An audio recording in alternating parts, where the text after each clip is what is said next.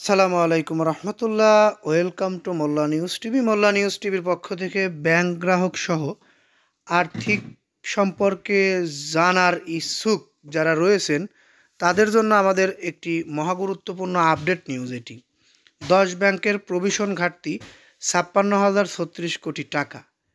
এই 10 ব্যাংকের এই প্রভিশন ঘাটতির কারণে ব্যাংকের কি সমস্যা হতে পারে, ব্যাংকের গ্রাহকদের আমানতের টাকার কোনো সমস্যা হবে কি না, বা এই সকল ব্যাংক কোনগুলো, বিস্তারিত জানতে একটু ধৈর্য সহকারে পুরো নিউজটি আপনাদেরকে শুনতে হবে। দেখুন, নিউজটি প্রকাশিত হয়েছে কালবেলায়।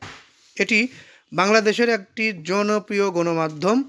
এই কালবেলা থেকে আমরা আপনাদের মাঝে তুলে ধরার চেষ্টা করছি। এখানে আমার ব্যক্তিগত কোনো মন্তব্য কথা কিছু নেই। 10 ব্যাংকের প্রভিশন ঘাটতি 56,036 কোটি টাকা প্রকাশের নিউজটি আমি আমার ইউটিউব চ্যানেলের মাধ্যমে আপনাদের কাছে পৌঁছে দেওয়ার চেষ্টা করছি।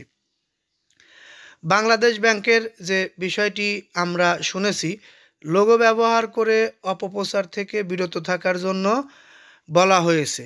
ভালো মন্দ ঋণের পরিতে পর্যাপ্ত পরিমাণ নিরাপত্তা সঞ্চিত প্রভিশন রাখতে পারছে না সরকারি ও বেসরকারি খাতের 10টি ব্যাংক।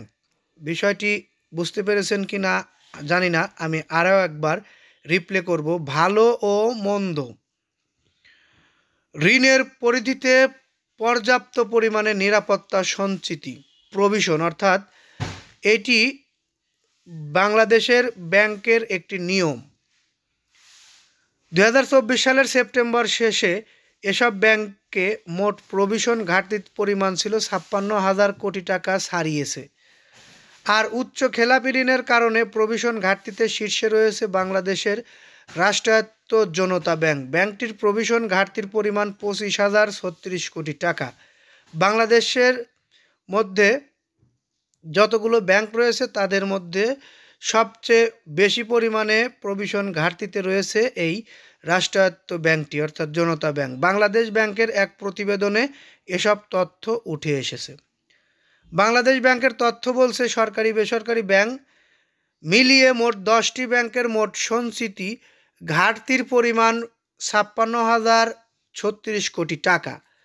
কয়েকটি ব্যাংক তাদের লক্ষ্যমাত্রার বেশি সঞ্চিতি রেখেছে, অর্থাৎ শুধু 10টি ব্যাংকে ঘাটতি রয়েছে, তার মধ্যে কিছু কিছু ব্যাংক আছে যারা তাদের হিসাবের বাইরেও সঞ্চিতি জমা রেখেছে,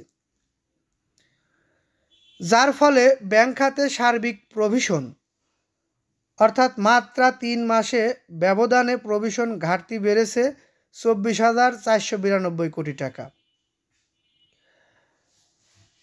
অর্থনীতিবিদরা বলছে, এখন বাংলাদেশের ব্যাংকের যে অবস্থা তাতে প্রভিশন ঘাটতি হবে, কারণ দিন দিন খেলাপি ঋণ বাড়ছে। সম্প্রতি খেলাপি ঋণ আরও বেড়ে গেছে, বিশেষ করে রাষ্ট্রায়ত্ত ব্যাংকগুলোতে বেশি বেড়েছে, তাই প্রভিশন ঘাটতি বাড়বে।